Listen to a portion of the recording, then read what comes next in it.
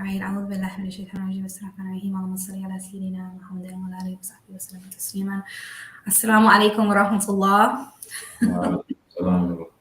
Alhamdulillah, alhamdulillah, mashallah. We are now officially live. I always say it takes a minute or two for it to like roll over and people will join. But I wanted to just greet you guys and thank you guys for being here. Welcome to the Dope Muslim Woman podcast officially. I'm just humbled, inshallah, to get ready to introduce all of you guys. But this is season 5 of the Dope Muslim Woman podcast. It is called The Ascension. It's interesting because I know your last graduation was called The Ascension as well. So it has a very similar theme. And this particular series is called A Rose is Still a Rose. It's the concept of things that no matter what happens to us, our experiences, our challenges, what is stacked against us, we have Allah subhanahu wa ta'ala has created us worthy. He's created us enough. What he has given us is sufficient. And it's a call to remind us to that and bring us back to that. So this podcast, which is called Saving Our Black Sons, is really, really important and vital to have this discussion as it relates to the development of our young men, what's facing them, what's impacting them in this society, and what we can do about it. How we begin to take back the reins and control over our own children is really an important dialogue. We've been talking about it for a while, but now we actually have people that are putting things into action, and we need to amplify these resources. We need to have these conversations. We need to go visit these institutes. We need to be big time supporters of it because it is overdue. So Saving Our Black Sons is the name of this podcast. Walaikum salam, everybody. Thank you for greeting. We like to always start off with the greetings of peace to keep the barakah here. I ask that you share the live, share the podcast, because this podcast is bigger than a discussion. This is about supporting a movement. And I know, inshallah, once you hear the dialogue and conversation we're about to have, you'll see how vital and important it is to share it to as many people as you can. Okay. I'm your host, Sabria Mills, mashallah, and I am humbled to introduce you guys to this amazing panel I have. I'm going to start first with my dear brother, and he literally is my brother, not by blood, but mashallah, we're from the same town. Oh man, I mean, I could go on and on. We've worked on similar missions, just being in Atlanta for a long time. This brother, as most people do know that are from Georgia and also just nationally, internationally, mashallah, I met this brother when I moved here in Atlanta. And we, decided, a collective group of us decided to start an institute called Risala Institute. It was also an educational institute dedicated to service and education of our children. We fearlessly fought that battle for 5 years in the trenches, mashallah. Through that, I got to see just a brother that no matter what happened was just really focused in on the mission and keeping all of us focused on the purpose of why we are here. And even what gives us the right to be in these lands is the fact that we are giving dawah and that we are doing the service work. And this is a message that often I would get from this dear brother that I'm about to introduce. He is one of the founders of Save Institute. Save Institute, their mission, they're here based on Atlanta, is to save Black boys from cycles of poverty, crime, incarceration, and lack of purpose through engagement in service, agriculture, vocational training, and entrepreneurship. And we're going to learn a lot more about it, but I want you guys to be introduced to my dear brother Atiba Salim Jones. Assalamu alaikum and welcome. Wa alaikum salam wa rahmatullah. Thank you for having me. Alhamdulillah. Thank you for being here. MashaAllah, we have an all-star team here. We also have some young brothers. I don't know them personally, so I'm just going to introduce them. We have our dear brother Abdul Jalal Grundon here joining us. He's a student at Save Institute. Assalamu alaikum. Thank you for being here. We also have brother Prince Ali, a student here. You can wave. Thank you. And we have brother Salah Muhammad. Assalamu Walaikum salam. Thank you guys all for being here. This is, just really exciting to be here with you guys. Okay, so I want to just start with you, Brother Atiba. I want us to understand, what is Save Institute? Can you help us understand what Save Institute is? So Save Institute really is a movement to save our young men, right? It's a movement to fight against the real pandemic that we're seeing in today's society, where we're losing so many of our young Black men, Black boys and Black male youth all over the United States are, just really, we're losing them one after another to violence, crime, incarceration. And so Save Institute really is a movement to do something about it.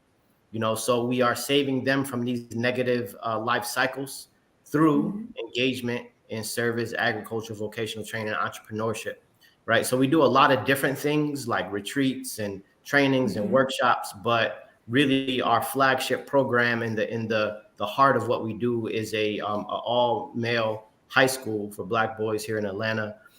So it goes from 9th through 10th grade, but it's in an accelerated program, right? So instead of young men having to go through the standard 4 years of high school, Save Institute students are able to complete their high school diploma in as little as 2 years.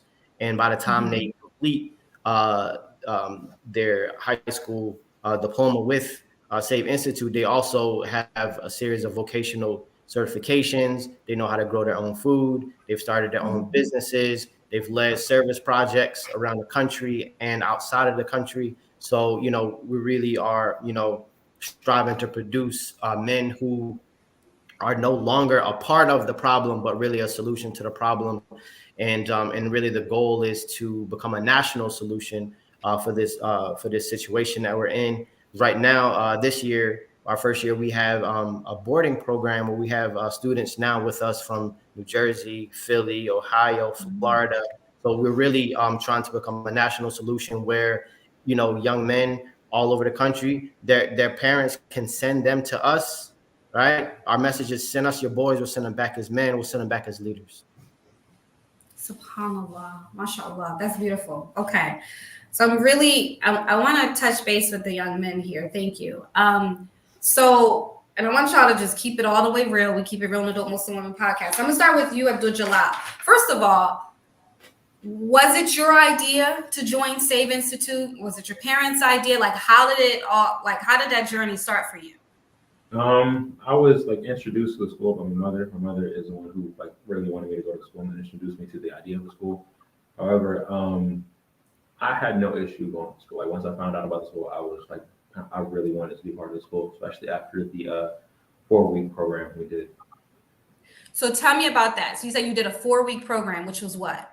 It was maybe a couple months. I'm not sure before after the school. Actually, no, it was the year before school actually started. I think where every Sunday we would come to the Glenrose and we would just do general stuff that we do here now. Really, working in the gardens. We did some cutting. We did entrepreneurship where we basically created the ideas for our businesses, and then on the fourth day we presented them in front of a crowd at the stage here at Glenrose. So learning entrepreneurship. Okay, so you were kind of sold on the program in your 4-week journey.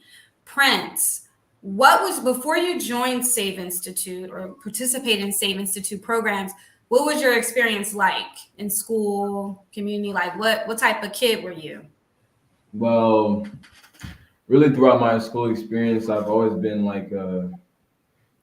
how do I say, I guess lingering in a way. So I've always just kind of been around. I was never a star student, or I was never a troublemaker. I was just kind of in the middle. I was average. But recently, this school has kind of made me grow into my leadership role that, I feel that I've been meant to be in, and it's kind of helped me become more of, a man. That's interesting. I love that you say you were a lingerer because, I'm an educator. I'm in the school system. And so one of the things I do is I work with younger boys. I'm in the public school system, but I work as a behavioral therapist. And so I deal with a lot of, young boys of trauma, and I find a lot of lingerers, they're just kind of there. And it's interesting because if there's not a track for them, they can get lost and they can definitely not really access their purpose. I appreciate you sharing that. And Salah, how are you finding the program overall? I love the program, and before I went to Save, I was in public schools, and it's a complete opposite of both of them.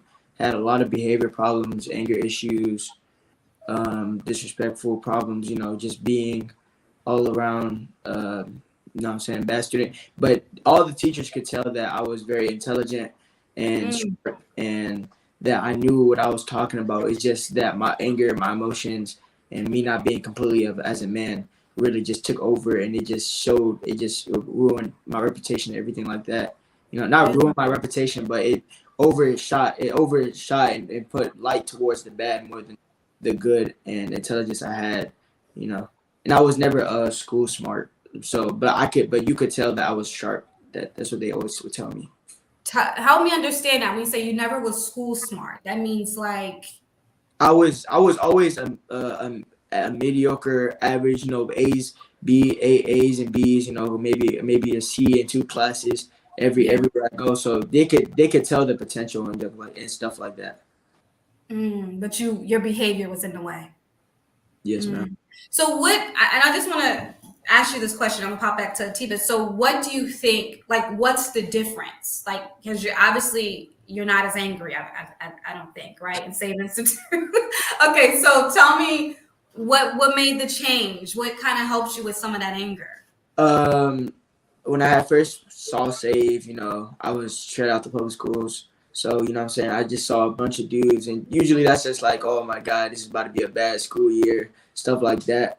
And, for the first couple weeks, I still had the anger issues and stuff like that. And they were thinking about, like, maybe I wasn't right for this program. But other teachers, but Brother Tiva had sat me down in his office one day, and he had let me know that he could tell the potential in me, and that, other people might not see it, and how other people, stuff like that, my behavior and stuff like that got in the way, but he could see the potential and let me go to the program. And now I've worked and I've seen a lot better in myself, and he's opened a lot of doors for me business wise, and helped me find my passion for debating and leadership and just being an all-around entrepreneur. MashaAllah. Thank you for sharing that. Wow, subhanAllah. Brother Atiba, you have dealt with, I would definitely say, dozens and dozens of young men since you launched Save Institute.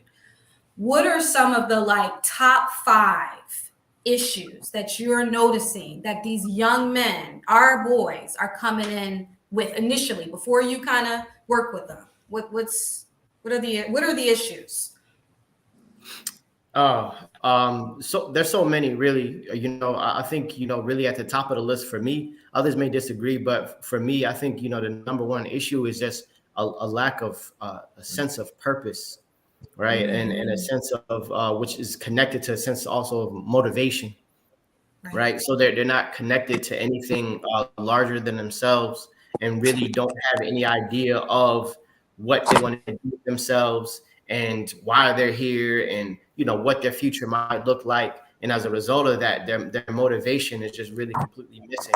So you find so many young men just floating, right? Just wandering aimlessly, not knowing what they want to do. So just kind of spending all day and night playing video games or looking at videos and these types of things. So and that's really a lot of times at best, right? Oftentimes you find many of them really just gravitating towards a lot of negative, even worse things, like smoking cigarettes or smoking weed, or just getting involved in a lot worse criminal activity. And so it's a lot of different angles, but really just that the element of guidance, and really having proper guidance, and especially positive Black male role models in their life. So it's just a combination of a lot of these different things. I see. Yeah, you brought up a good point, and I was reading or reviewing Boys Adrift. I'm not sure if you're familiar with that book, but it's a book, Boys Adrift by Dr. Sachs. And he talks about 5 main issues facing boys raised up in this society. Yes. And I'm just going to mention them, and I want to talk a little bit about, or just kind of build off of what you said. But number one is changes at school, which as an educator, I clearly can see how general public school, traditional type of American schools are really designed for the way the female learns. And so typically, it's not really there to really kind of support how boys naturally would learn. Number two would be video games, the epidemic of, like I said, video games and impact that it has on the brain and the neurological system of young men. ADHD medications, whereas now we're looking and every, active boy or lack of focus is always an issue. Again, young men, boys, their brains develop differently, developmentally, they develop differently. They're not going to be able to necessarily sit at traditional desks and chairs at the same age and rate of their female peers. So they are diagnosed more heavily. And again, there's a long time effect of those medications. The number four, which was interesting, which was endocrine disruptors, which is like the plastics in society, the water bottles, all those things that we drink, which a lot of those have synthetic female hormones in order to create these products. And so we are being the young men are being feminized without us even knowing, just like on a biological level. And the last one, which is devaluation of masculinity as a society. And so these were the five kind of things. And I know you mentioned video games, you mentioned that motivation piece.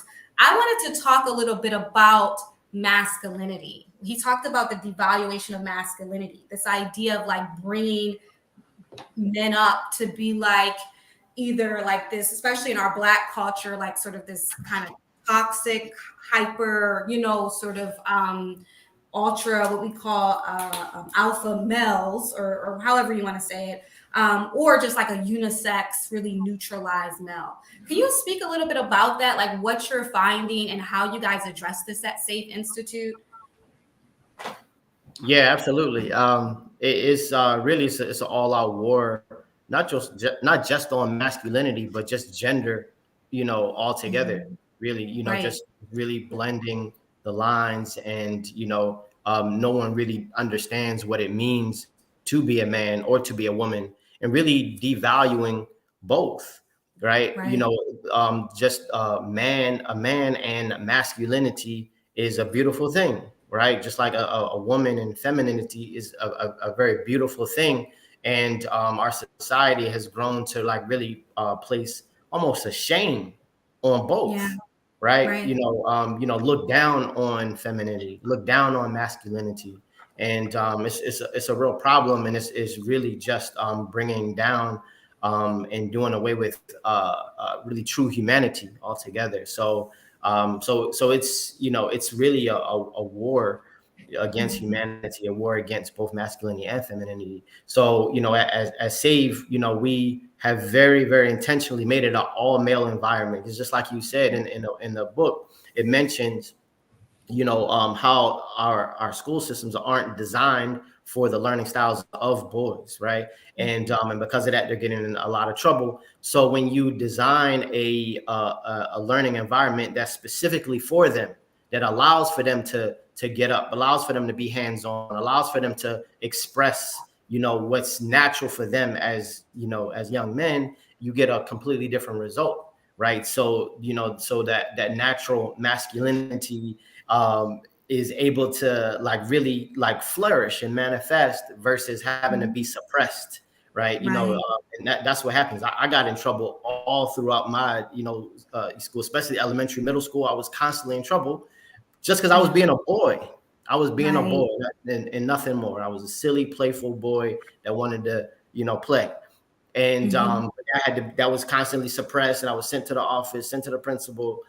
So I think that you get completely different results when masculinity and manhood is embraced and really just cultivated.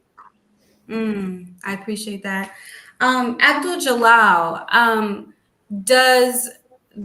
so have you found that it's challenging being in like an all male school, like in the absence of girls? I mean, I know you're 17, so I just want to know honestly, is that hard, or do you appreciate that environment? I haven't found it challenging. No. Okay. It's just a neutral circumstance to me. Like it's an all boys school, so it's not like it's just all boys thing. It's kind of different challenges than it would be at an all girls, not an all girls, mixed gender school, because whereas like there's there's basically certain type of dramas that there would be if it was as an all boys school that there wouldn't be if it's a mixed gender school. But there's also not the dramas that there would be if it was a mixed gender school. Right. So it's like right. it's just different challenges. Just different challenges. Because Prince, one of the things I noticed, just like I said, I'm in the school system, is that sometimes you'll see, especially at a certain age, you know, like this sort of like this different type of behavior when we bring girls in the room with the boys, the behavior completely changes, right? You putting on now, you got to show up, and same thing likewise for the girls. Like, do you feel like you could just be more your authentic self, like with just the boys? Yeah, does it take some of the pressure off? Yeah, absolutely. I feel like in regular school or public school, integrated, a lot of the guys feel like they have to put on the front for the females. You could say that, because however they feeling about it. But at an all boys school, we can all be more authentic because like we say a lot, we're all guys here. When we have any conversation, so we're all guys here. We're all males here. So you don't got nothing to hide, nothing to be ashamed of because we all share similar experiences. Yeah, definitely. And so law, does it get wild? Does it get real crude amongst y'all? I see you laughing over there. Yeah, just expanding. Yeah, I clearly agree with both of them, but expanding on what other Jalal said, you know what I'm saying? Once you're put in an environment of where you can completely be yourself and you won't be ridiculed and something like that, you know what I'm saying? Too much of anything is bad. So, growing up, boys, you know what I'm saying, play, but like once you're in an environment, well, we don't play a lot, but once you're in an environment where you're used to the people, brothers, but you're not supposed to be around your brothers like 24/7. You know what I'm saying? Right. You're supposed to have different experiences. So I mean, it's cool. It's not like really a challenge, but sometimes, you know what I'm saying? Some things are just like, why are you doing this? You know what I'm saying? We think to ourselves, there were females in the school, how would they be acting? But overall, I like the program like that. But yeah, I can be myself, but you know what I'm saying? Too much of anything is bad. So. Yeah. But Atiba, you kind of make a really holistic program. So tell me, when you said helping them find their purpose, they're not just sitting in a classroom. They're out. Tell us a little bit about what makes this program unique for Black boys. Absolutely. So we have this other concept. In addition to the acronym of SAVE, we also have another acronym. It's called Keeping Our Students on Pace. So PACE. So the P stands for purpose. So a large percentage of the program is very intentionally designed to help students discover what their purpose is and to be able to live within their purpose. So an example of that is the service component, right? So we're going out doing service projects, doing service trips, doing a lot of different service, and oftentimes, most times, one is able to really discover what it is they're supposed to be doing with their life simply through service, right? So we do a lot of that throughout the school year. Then the A in PACE stands for acceleration, right? So we believe in accelerating the pace in which the rate in which young men are able to reach milestones in life, reach certain successes. And so the fact that the program is 2 years versus 4 years, the fact that we're getting them starting their businesses young, they're earning certification, so on and so forth. And then the C in PACE stands for character.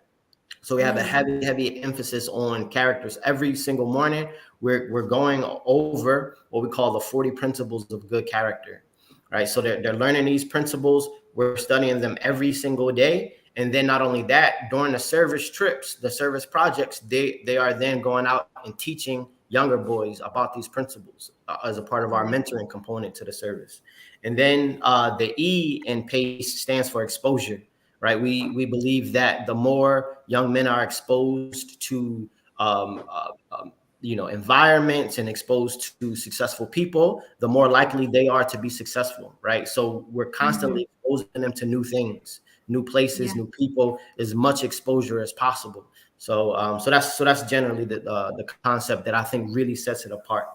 So purpose, acceleration, character, and exposure. Got it. That's powerful. I I wanted to talk to the three young brothers really quickly. I had a podcast not long ago, guys, and it was called Why I Don't Want to Get Married. And in that podcast, we kind of interviewed like three young ladies, and we had like one young brother, but we had three young ladies, and they were very expressive about their concerns and why they're deciding they don't even want to get married.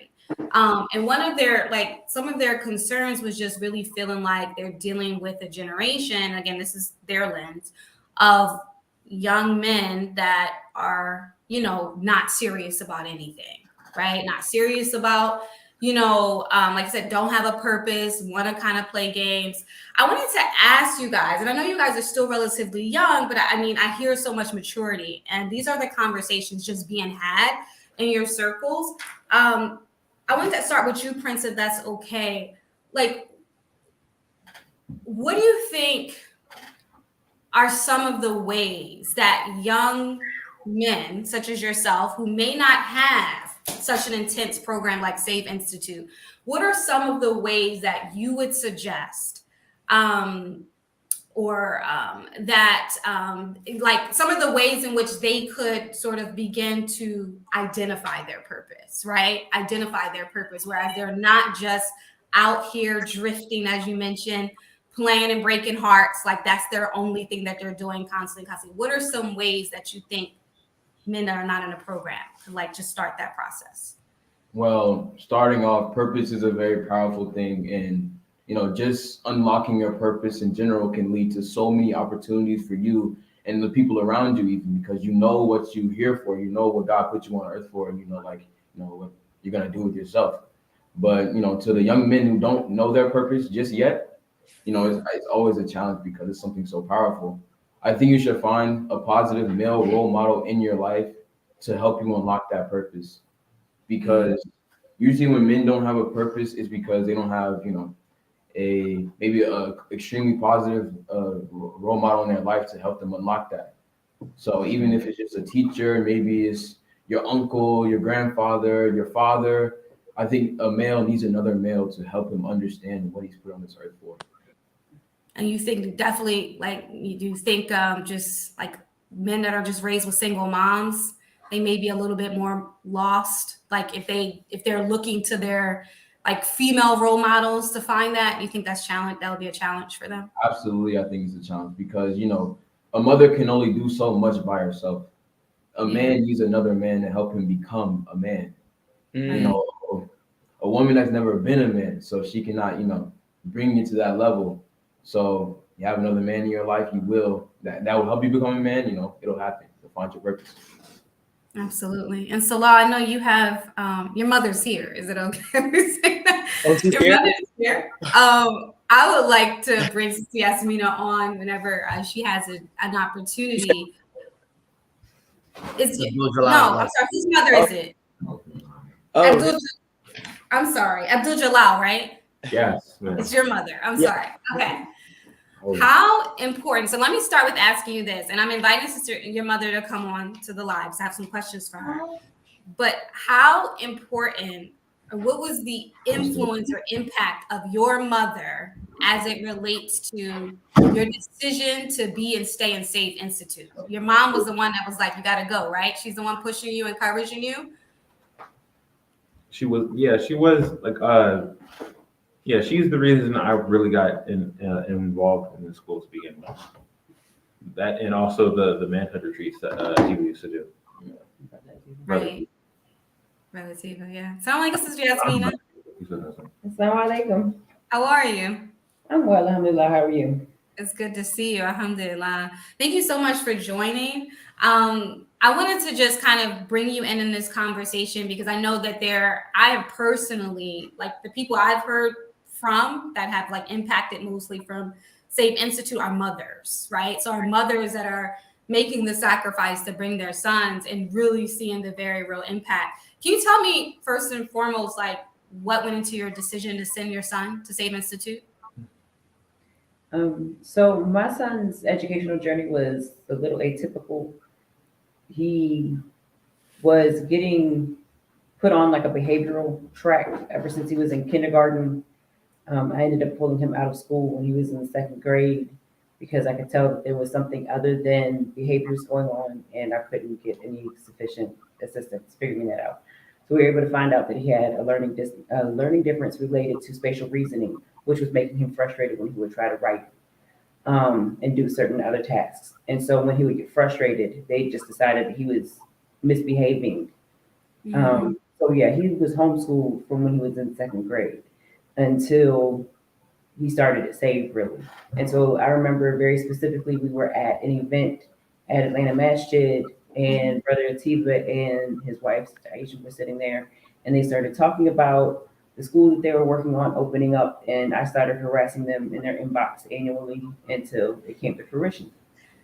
I was very excited about the program from the time that I heard about it, and then with the retreats, the manhood retreats, and the other different activities and events they would do with young men as part of the SAVE Institute itself, and seeing how much Abdul Jalal really enjoyed that, and how much because he's very much introverted until he's comfortable. And so seeing him like kind of come out of his shell some, seeing him enjoying the outdoors more and those kinds of things, and just his confidence building.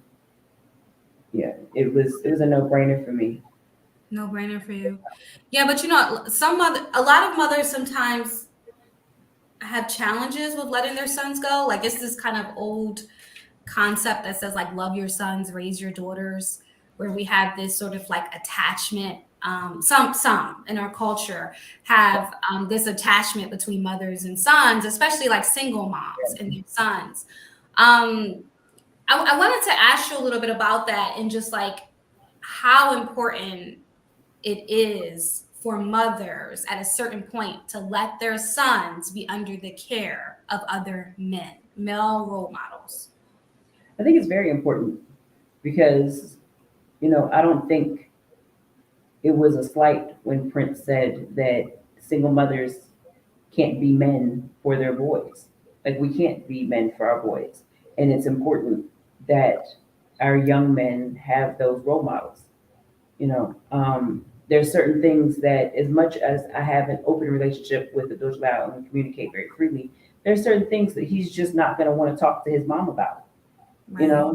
And so having other men, successful, functional men, and I think that's the key. These are functional men that are in this program. These are healthy men. These aren't the so-called toxic masculine men. They're just manly men. They don't have to prove that they're alpha males or any of that kind of, there's none of that energy. It's just, they are men and they show it in everything that they do.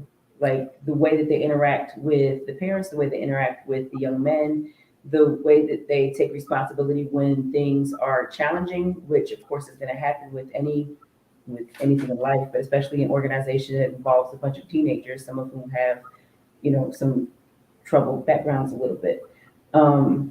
Just all of that, the problem solving instead of the complaining, all of those kinds of things that you see in fully functional men, the grace, the patience, the concern, all of those things that you see in fully functional men, I see in Brother Atiba, Brother Rahim, Brother Nail, like a lot of the men who work with this program. Yeah. And so, yeah. So positive male role models is really important. Not just any old male role model, it's a positive, functional male role model. Right. Also educating them in other things. Right. Where do you think we go wrong as mothers as it relates to raising our sons? As when it comes to raising our sons? Mm-hmm. Exactly what you said, where we turn them into our boyfriends. This is not my boyfriend. This is not my husband. We're at an age where we have more friendliness in our relationship, because I follow the hadith where it's like the first 7 years, the second 7 years, the third 7 years. So we've reached that third 7 years, and there is more friendliness between us, but I'm still a mother and he's still my son, Right. And then he still belongs to Allah before he belongs to me. And I think the most important part of love in any relationship is the aspect where you don't need to be in control, where you can guide, but you also let go. Ooh, that whole piece about control, that's a whole nother podcast. That's really powerful. It's interesting because you know, we are living in this society, just to bring everybody back to the conversation, where, you know, we're still basing it off of the principles that built the pharaonic society, the society of Pharaoh, where it's like kill the men, spare the women, or I always say like kill the men and exploit the women. And just this sort of mentality, right? And I had some statistics where it says, you know, in 2019, 28% of Black men ages 25 to 29, they held a bachelor's degree or a college degree, compared to their 30% of Black women. Again, Black women outnumber Black men, white men, and definitely white women at the highest percentage of just those in this sort of educational system. And that's very telling. They say that Black men are one of the only demographics of people where they are like out educated and out earned by their female counterparts. And that's by intentional design. And we can kind of relate that back to when we first came in this country.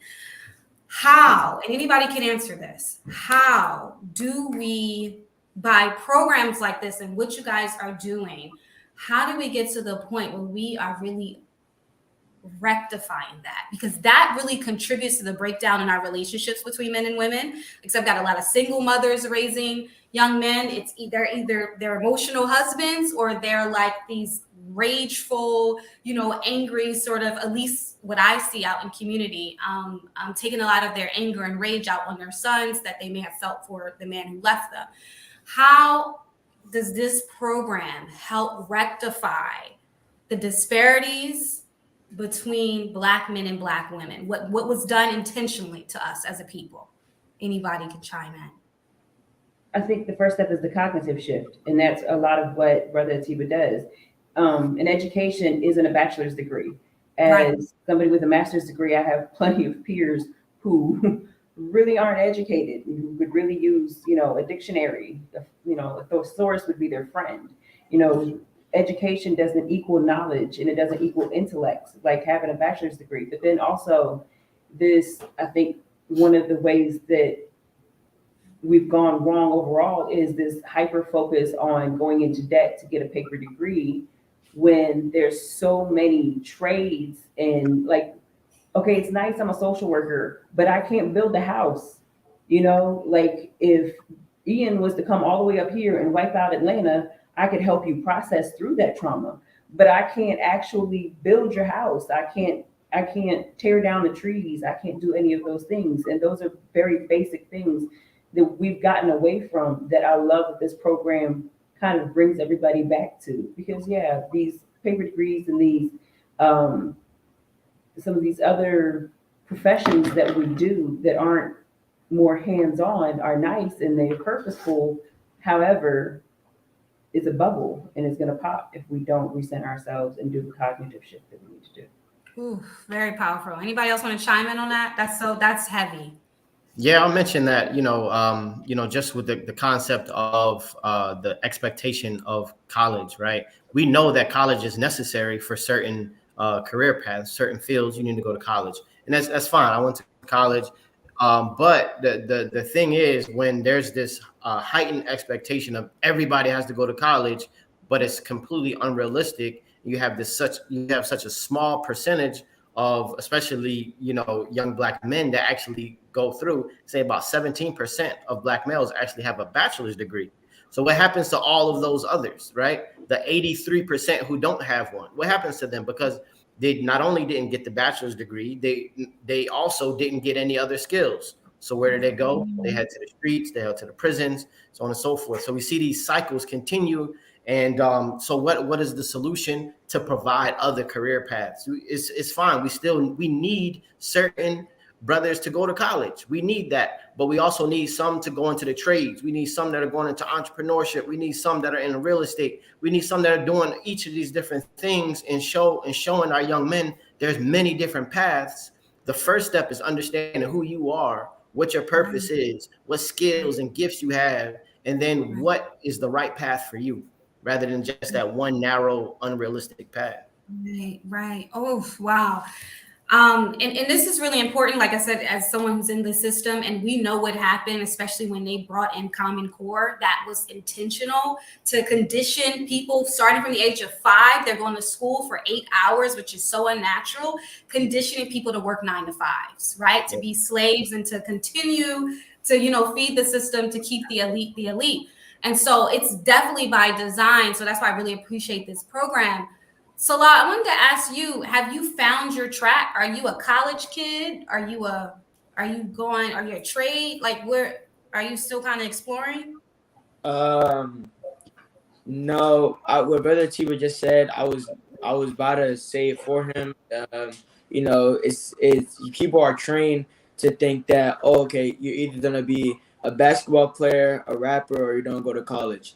You know what I'm saying? And I never fit. I mean, yeah, I'm a good sports player. Yeah, I'm very athletic. Yeah, I can play basketball. But I never what I'm saying? I knew I had enough common sense to know that, about 500 people getting the NBA, I had to work day and night, and I just didn't have that much passion for it. Right. So that what that had taught me was that I wasn't the average.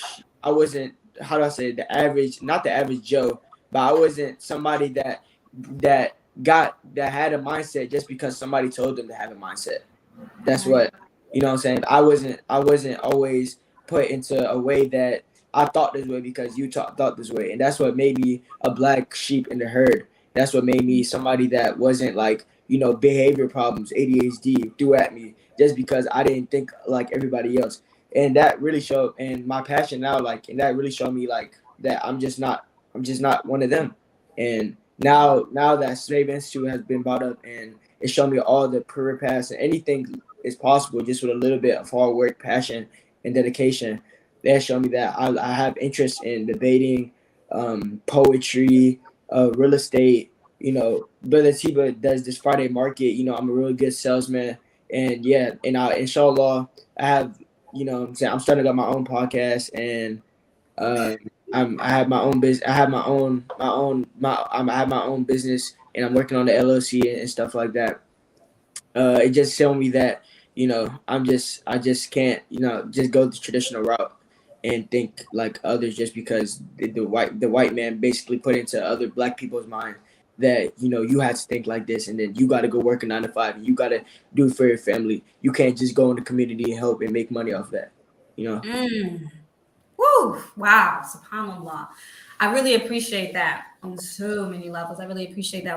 So you said that in the public school system, they threw behavior issues, diagnosis, ADHD, all that, those labels at you, but you found, and correct me if I'm wrong, that you broke through all those labels and barriers by finding a program like Save Institute that connected you to your purpose and what you were good at and successful. Yeah, I put my head over the water, and then it just, let all the things that they throw at me make me drown in it. Wow. What about you, Abdul Jalal? Are you what have you identified the track where you want to go, far as with your future? Oh yeah, definitely. And really it's because of the school and their pie chart method. Not the pie chart, they call it the pie of purpose. That they have at SAVE, where they'll have you go through your gifts, your skills, your hobbies, your beliefs, and what you think is wrong with the world. And then just 6 months and what you're good at. Yeah. That's good. Yeah, and you draw from that. You use that to put together what you believe your purpose should be.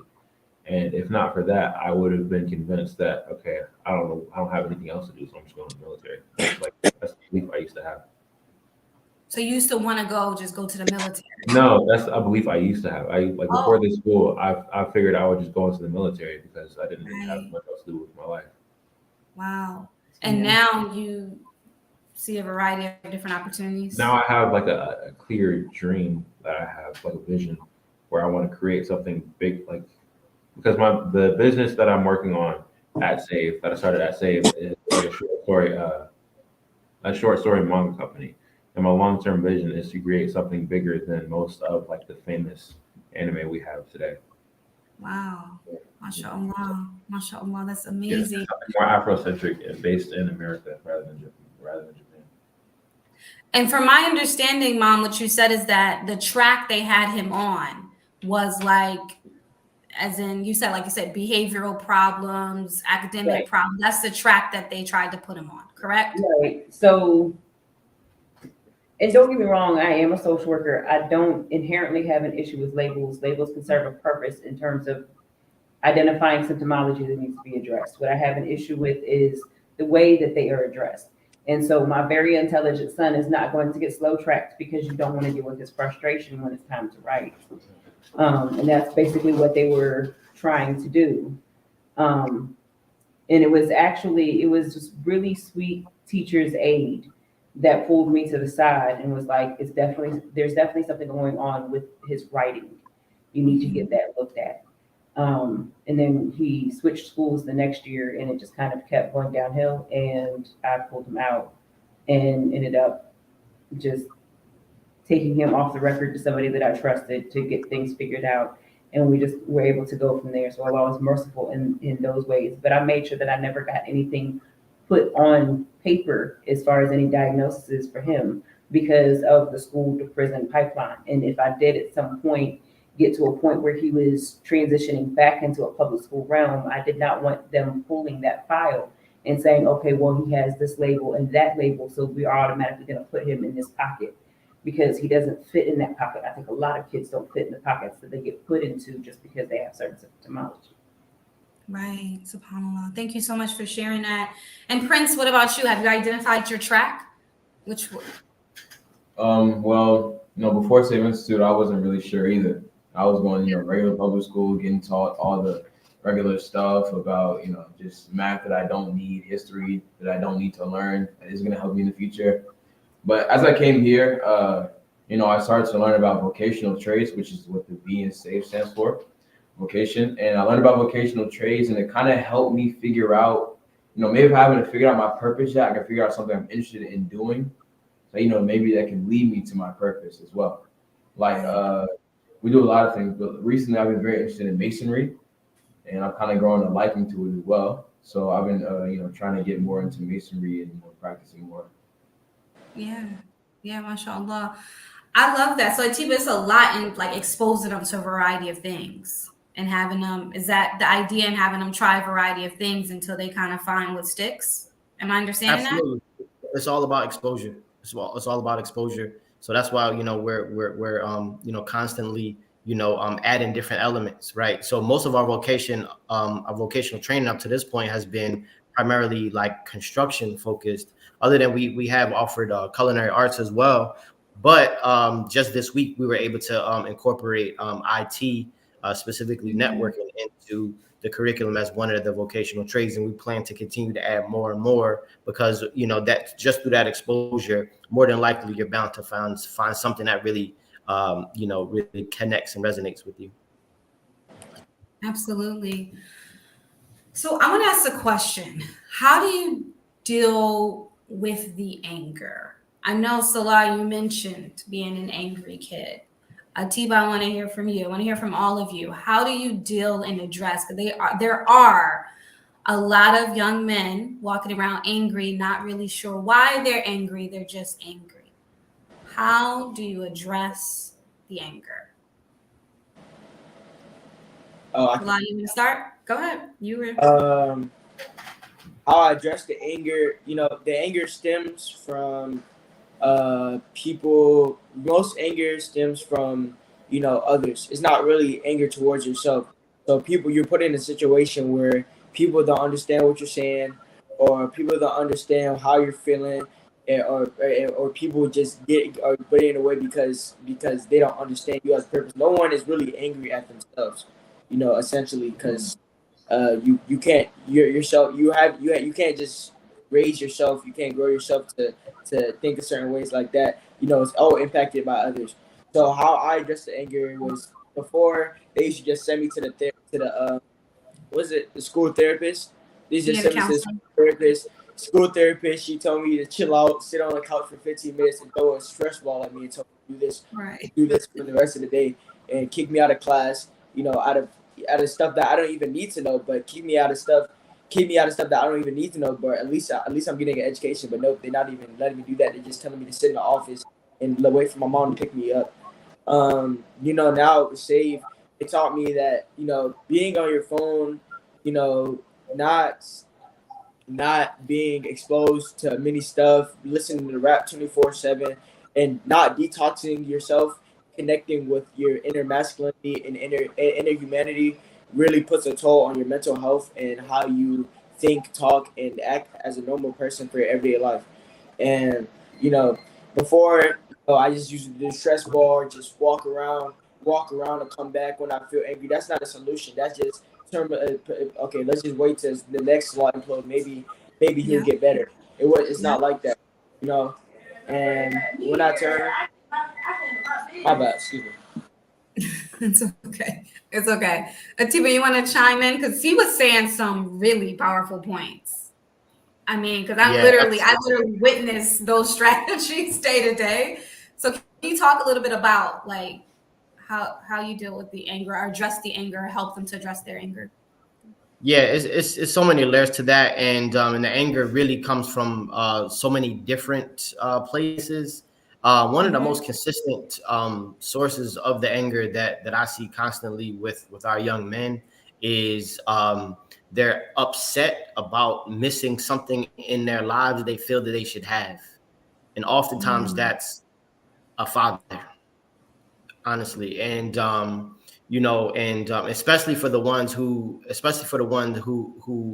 their father is still out there somewhere, but just not as present as they feel that they should be.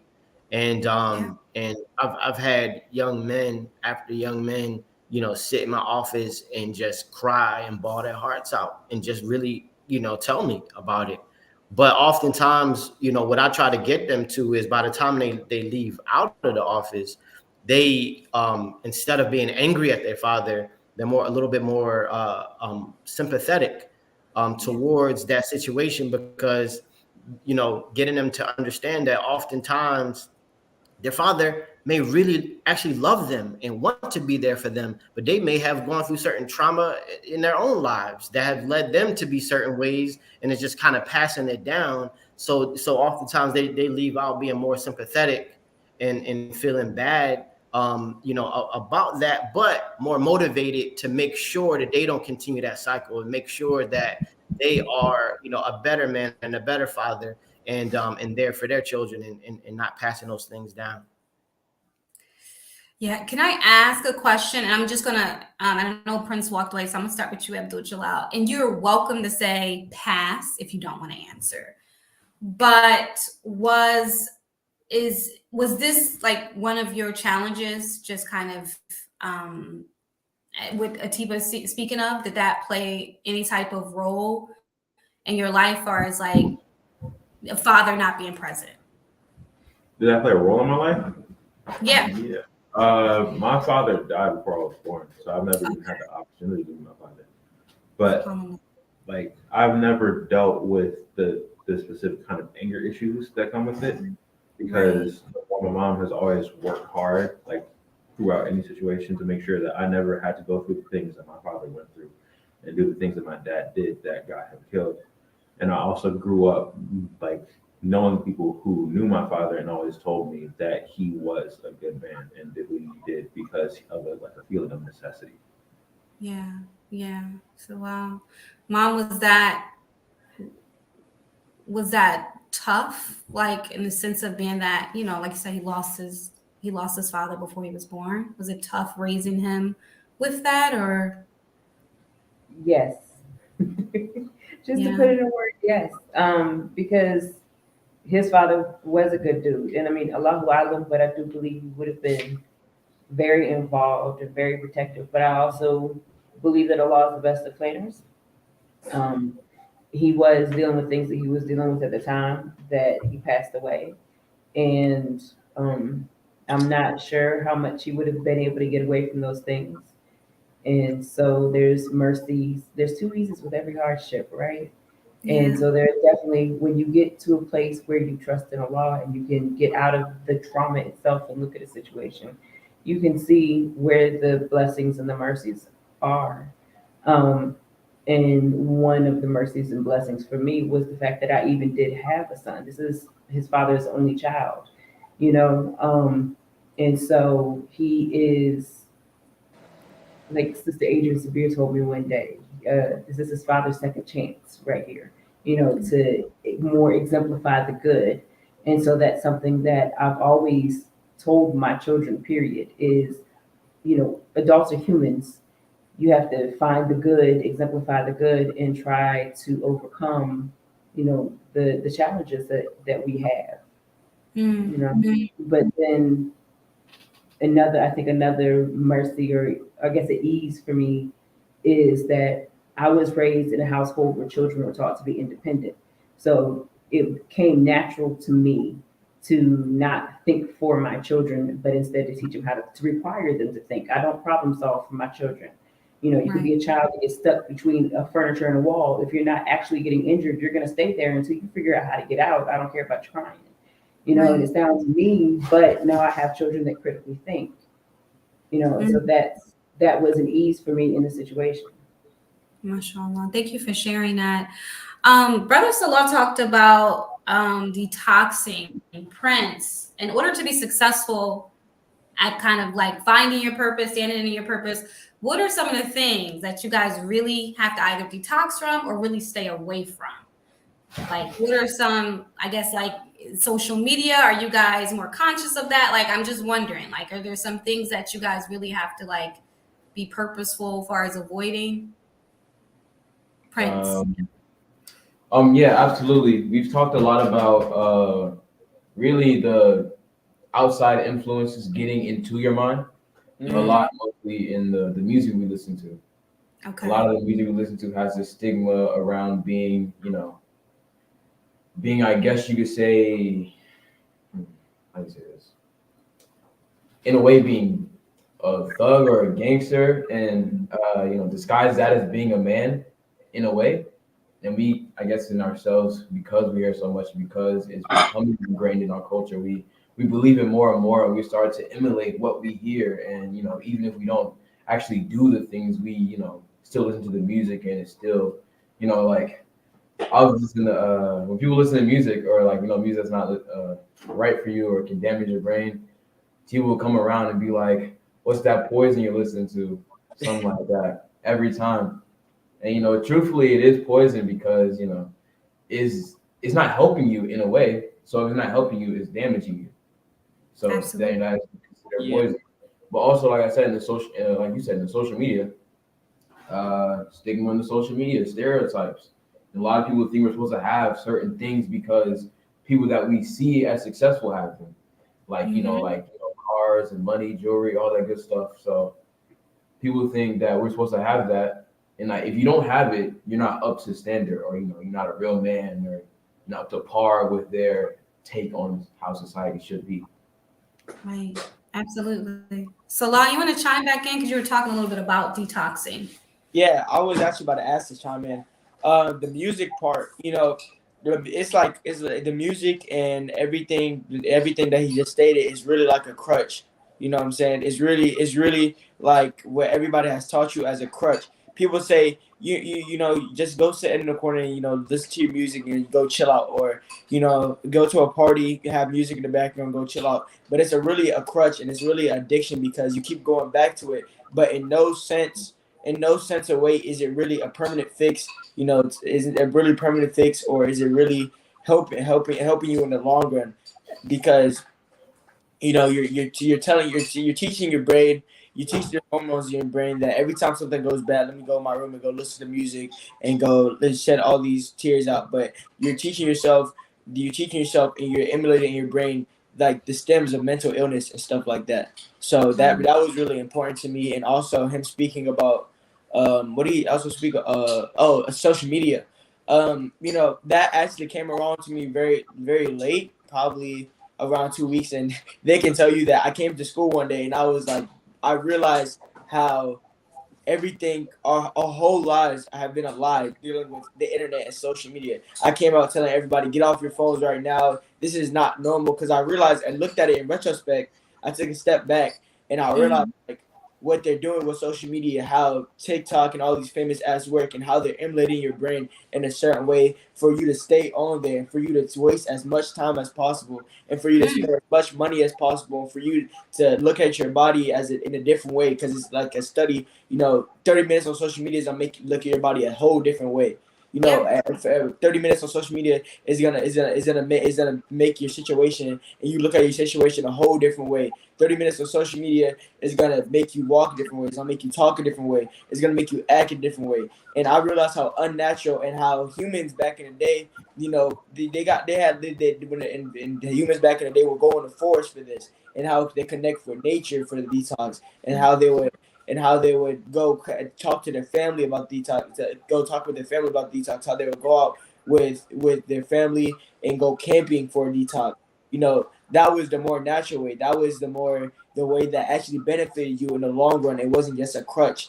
And didn't stimulate your brain to you thinking like, changes your brain. Changes your brain, and it kills your brain cells.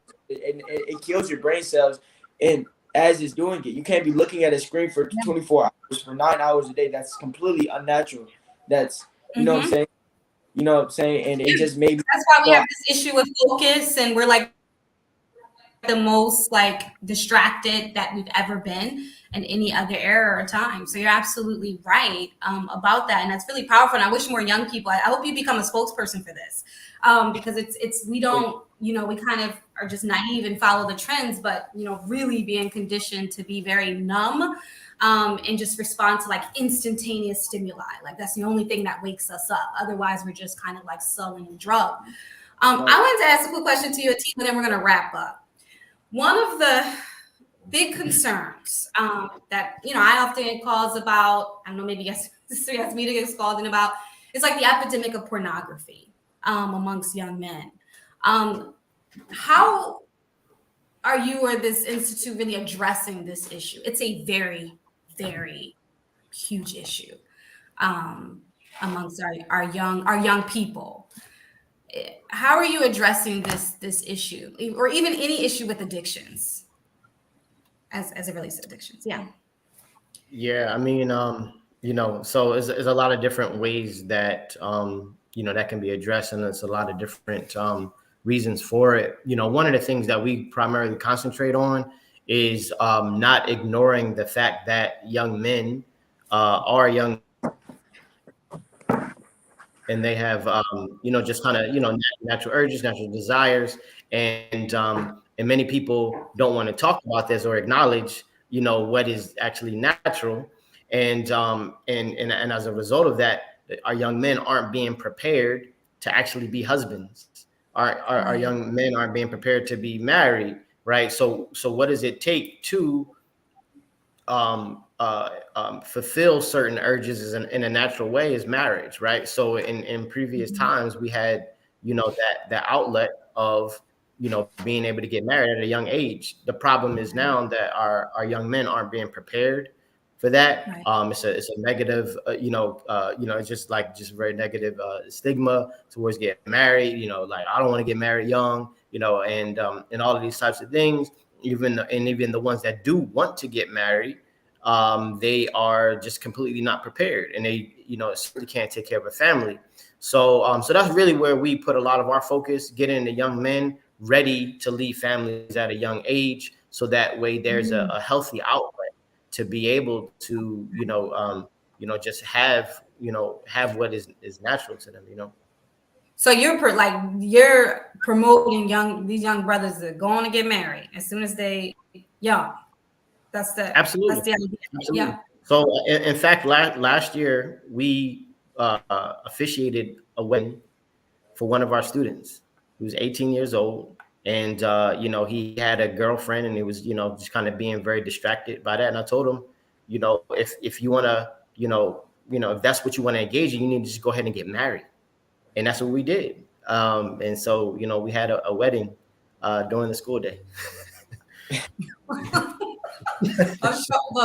So you're saying basically, which I really appreciate this because it's just so simple and black and white, but you're saying that one of the solutions for addressing this issue of porn addiction, being addicted to porn and all those sort of things, is just allowing men to, or allowing the young men to sit within, to acknowledge their natural urges and to give them a divine solution, which has been outlined in our Deen, which is marriage, a pathway to marriage. That's what you're saying. Absolutely. And to not oversimplify, that's not the only answer, right? There's Right.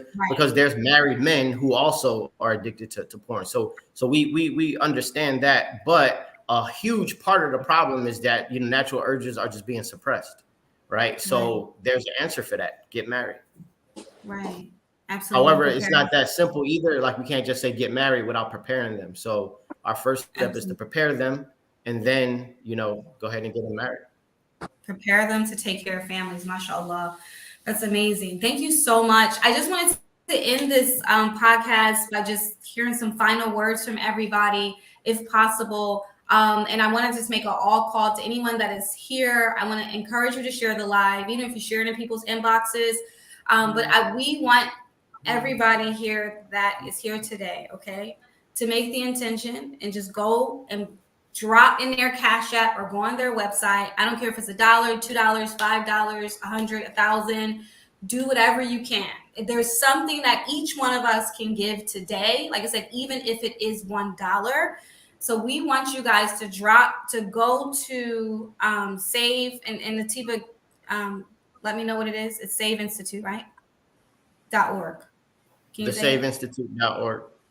Right. TheSaveInstitute.org. Or we want you, sorry, let me do this one. Okay. It's at the bottom of the screen. It's TheSaveInstitute.org, or Cash App it right now, $Save Institute. And again, I'm going to start the trend right now. And so I want everybody to take out their phones. If you have Cash App, just go ahead and do whatever it is that you can. Like I say, even if it is $1 that you can do, but if we can all, inshallah, do something today, and let's go ahead and just send it to Save Institute. And Atiba, can you tell me what you guys are raising funds for currently? I know you have a current fundraiser going on. Absolutely. So 100% of our students are on full scholarship, right? So, you know, that's one of the other things that we are really fighting against. You know, this concept of private school has really been reserved for generally the more affluent families, wealthy families. But we feel that, strong education, private education, and especially a program like this that is so desperately needed for all of our young men should be accessible for everybody. So instead of tuition being a barrier, we have decided to go completely tuition free. However, in order for us to keep this going, it is really a collective effort. So if all of us, chime in and pitch in, we can really keep this going. So that's the idea. We want it to be an ongoing thing, something that can really last for generations. Strong, positive education without barriers. Absolutely. So guys, everybody should be, inshallah, doing that right now. Atiba should have a lot of notifications going on as it relates to the donations coming in, and make the intention. Again, this is one of the forms in which when we give it all, it's like something where it's called Sadaqah Jariyah. Am I saying that right? Where it just always constantly comes back to you, because mashallah, you may give to a young man like Abdul Jalal or brother Prince here, and they are going to be educating others, right? They're going to be developing, and they're going to be continuously benefiting from the education that they get at Save Institute. And that money, that $1 you said, that $50, $100, $1,000, $10,000 that you sent is going to be, a continual charity and sadaqah that you're giving. So it's the best way to offer and give and invest in it, right? I don't have a son, mashallah. I have daughters, but this is something I absolutely believe in. It's a huge passion of mine, just as someone who works with young men instead. So I really, really believe in us investing in this, inshallah. We often have young women and complaining they don't have nobody to marry Atiba. So we want to invest, here's your batch of husbands. Inshallah. Exactly. Final words. I'm going to start with you, Salah. Can you just give us just your final thoughts about Save Institute, why people should support Save? Any final words? You should. Well, okay. I feel kind of tacky. Just why you should support Save. You know. I feel like, you know, I'm not gonna say it in that general sense. You know, the slogan "You should support Save because you're supporting Black men." I think you should support Save because you're supporting your generations. You're supporting your nephew. You're supporting your son. You're supporting the next man's dad. You're supporting all that. I think you should support Save just because you're supporting generations of generations of generations. Just like, you know, I want to. Oh, we lost him. Marshall, I'm sure he'll come back. Prince, won't you chime in? My bad. He will come. I'm back. You back? Okay. Yeah, my bad. I wanna say you should support Save because, man, that really got me off track. Yeah, you're supporting son, you're supporting fathers, you're supporting all that, but you should support Save because just like as I said, I want to express this as articulately as possible. Support Save because people have put things in your mind, have brainwashed you essentially to supporting all these things that are benefiting you in a negative way, you know. Yep. And maybe for a change that you know, that manipulation, that brainwash, you know, we can just move it into you, and we can let you support something that's actually going to benefit generations of generations. And just for a plus is your race, you know. That's why I love being an African American man, because I knew God put me on this planet, you know, to struggle. That everything that's passing, nothing can happen without a bit of storm. Nothing can happen. Nothing grows without rain. You know, without the storm, everything good happens after the storm. So I just love that, you know, Allah subhanahu wa ta'ala, God put me in that position, and you should support Save because you're supporting somebody that can help generations of generations, just like our past have done with negative things. Let's make it for a change positive, you know. MashaAllah. Woo. Yeah. Nothing grows without rain. That's absolutely right. All right, Prince, any final thoughts, even just about like importance of investing and saving in young Black men like yourself? I mean, investing in Save isn't just investing in our future, it's investing in yours as well, and many generations to come, like Salah was saying. And also, like Salah was saying, you know, like, there's been so many of us that have been taught a certain way and think a certain way, you know, like just even 1 year at Save can change your entire perspective on everything you've learned. Because I know it's happened to me and so many others that have been here at Save Institute. And like you were saying, but you can't grow without rain. You know, the challenges that you've gone through have been meant for you to overcome. God didn't put a challenge on this earth that men cannot overcome. Yeah. So that's right. MashaAllah, subhanAllah. All right, Abdul Jalal, any final thoughts? Yeah, I think this school deserves like this.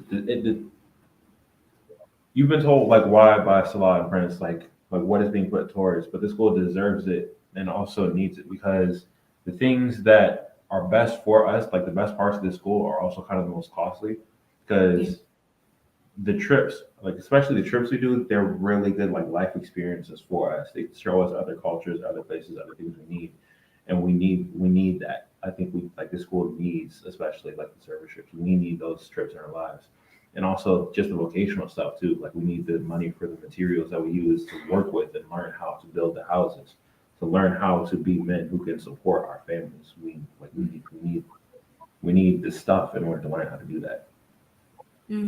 Wow. Okay. I appreciate you actually saying that and making it really real and practical. That in order for you guys to have these life experiences, in order for you guys to be exposed to a variety of things, it does cost money. That is the reality. Like the dollar does matter. MashaAllah. Okay, Sister Yasmina, I want to just final words. I really want you to just to speak to mothers for a minute, mothers of sons, because there's so many here on the live. Just final words, advice, encouragement for some mothers that have shared just their own struggles and things they went through with their sons. Any final thoughts for them? Well, it's okay. It kind of ties into what he said in passing about the trips, which I don't think was mentioned very much this evening. But one of the things that I focus on as a parent is exposing my children. So instead of buying them, like they don't have iPhones, we don't have the nicest car, any of that, but we have gone fine dining, we have gone on trips, we have done this other stuff so that nobody can come with these material things and taunt my children and say, hey, you know, you really want this. You know, they already been there, done that. You know, it's a nice experience, but you're not going to reel them in with, you know, fast money or all this other stuff, or make them feel bad about the fact that they don't have these material goods, because they can fall back on all of these experiences that they have. And I think that's something that Save is very good at, through the trips, and they don't just go on trips out of town. They do field trips and service projects right here in the city where they see things that they wouldn't have normally seen. They meet people they wouldn't have normally met who are from backgrounds that they aren't normally exposed to. You know, those are important things. And it also, that level of exposure increases their confidence when it comes to things like networking for their entrepreneurship piece. You know, they've met these kinds of people before, so they're not so intimidated. You know, these rich people are this or that. And in terms of mothers in general, you know, just make your children do chores. Don't, you know, they're not your babies. They're humans that are learning how to be adults. You know, age appropriate, but make them do things. They're capable. Like, I think a lot of times as single mothers, we want to bubble wrap our children.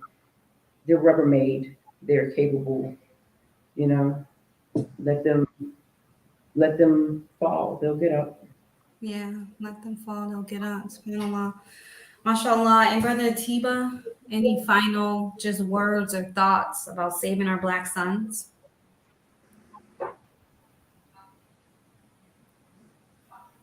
Brother Atiba? I think you're lagging, yeah. I'm lagging? No, I think he's. Yeah, absolutely. So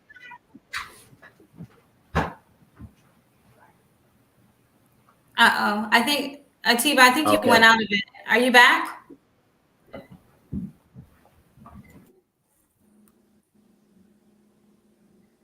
Okay. all right, can you hear me? Yep.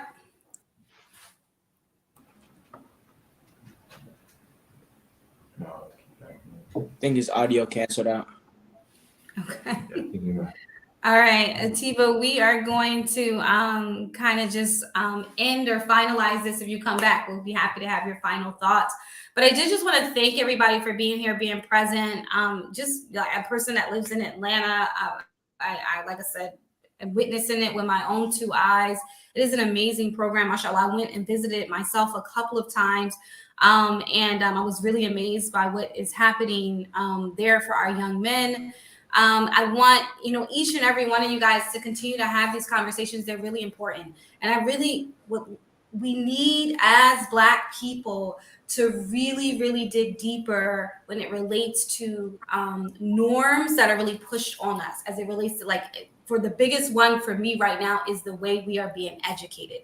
The way our children are being educated needs a deeper dive and exploration to identify if that really does work for our children.